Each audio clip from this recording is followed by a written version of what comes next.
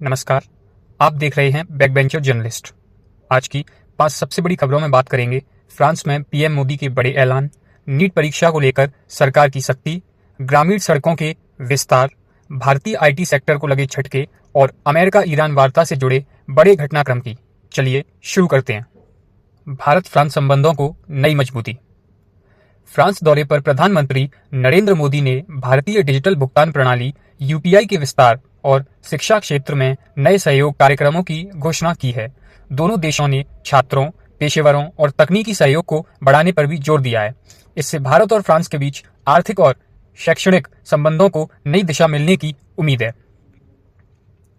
यह खबर इसलिए इतनी महत्वपूर्ण है क्योंकि यह कदम भारतीय छात्रों, स्टार्टअप्स और डिजिटल भुगतान प्रणाली की वैश्विक पहुंच बढ़ाने में मदद कर सकता है।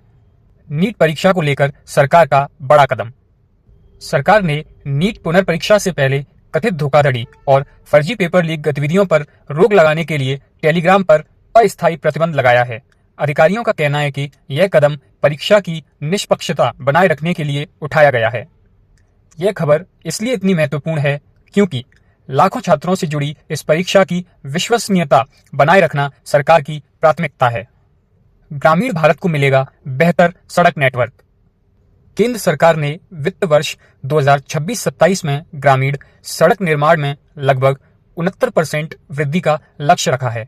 योजना के तहत हजारों किलोमीटर नई सड़कों का निर्माण किया जाएगा, जिससे गांवों की कनेक्टिविटी और आर्थिक गतिविधियों को बढ़ावा मिलने की उम्मीद है। यह खबर इसलिए इतनी महत्वपूर्ण है क्योंकि बेहतर सड़कें शिक्षा, स्वास्थ्य और रोजगार तक पहुंच को आसान बना सकती हैं। भारतीय आईटी सेक्टर को बड़ा झटका। वैश्विक टेक कंपनी एसेंचर के कमजोर आउटलुक के बाद भारतीय आईटी शेयरों में भारी गिरावट दर्ज की गई। निफ्टी आईटी इंडेक्स 3 साल के निचले स्तर पर पहुंच गया। टीसीएस, इन्फोसिस और एचसीएल टेक जैसी बड़ी कंपनियों के शेयरों पर भी दबाव देखने को मिला। यह खबर इसलिए इतनी महत्वपूर्ण है क्योंकि आईटी सेक्टर भारत के सबसे बड़े निर्यात क्षेत्रों में से एक है और लाखों लोगों को रोजगार देता है। यूएस ईरान वार्ता रद्द। दुनिया की नजर मध्य पूर्व पर।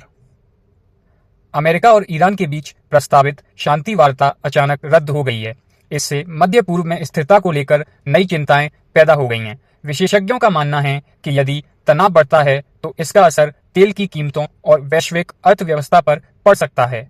यह खबर इसलिए इतनी महत्वपूर्ण है क्योंकि भारत अपनी ऊर्जा जरूरतों का बड़ा हिस्सा आयात करता है।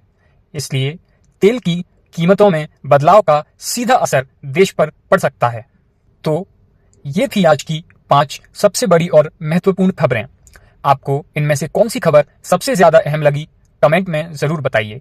वीडियो पसंद आए तो लाइक करें, शेयर करें और बैक बेंचर जर्नलिस्ट को सब्सक्राइब करना न भूलें। धन्यवाद।